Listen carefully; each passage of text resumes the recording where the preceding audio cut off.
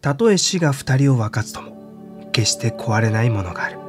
そこに表現されているのは永遠の愛ということで、今回はルーブル美術館の有名作品の一つ、古代エトルリアで作られた夫婦の棺を見ていきましょう。これは紀元前510年頃に制作された大きな素焼きの棺、あるいは骨壺と考えられています。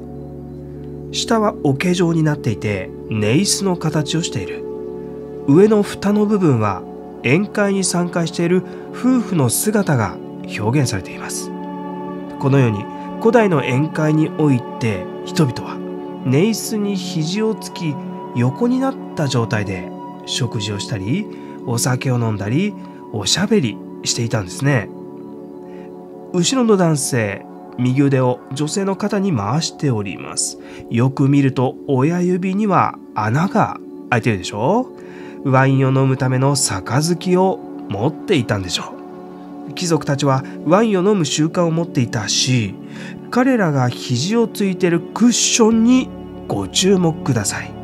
実はね、これクッションじゃなくてヤギの皮を縫い合わせた袋なんです。そしてこの中にワインが入っているんだよね。女性の手にも穴が開いております。こちらはこういう壺がはめられていたんでしょう。男性が伸ばしていただろう左手に香油を垂らしているんです。古代の宴会では香油を塗る習慣もあったんですよ。エトルリア人というのはイタリア半島の中部に都市国家を作っていた古代民族です。この棺が発見されたチェルベテリという場所は現在ローマ近郊の小さな町になっているんですが、この棺が作られた紀元前6世紀にはエトルリアの中でも最も発展した都市国家になっておりました。この棺が興味深いのは当時の女性の姿を知ることができるからなんですね。見てくださいよ。つばの広い帽子、よく見ると装飾もされているでしょ。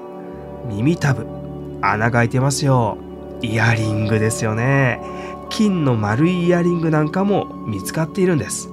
履いているのはつま先がキュッと持ち上がった編み上げブーツ。おしゃれじゃないですか。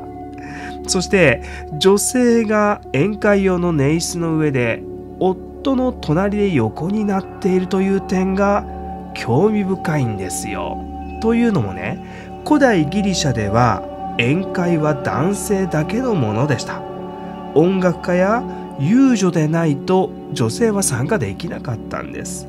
一方エトルリアでは女性も宴会に参加していたっていうことでしょ。ということはエトルリア社会において女性の地位は高かったのかもしれませんね。もしかしたら男性と対等だったのかもしれない。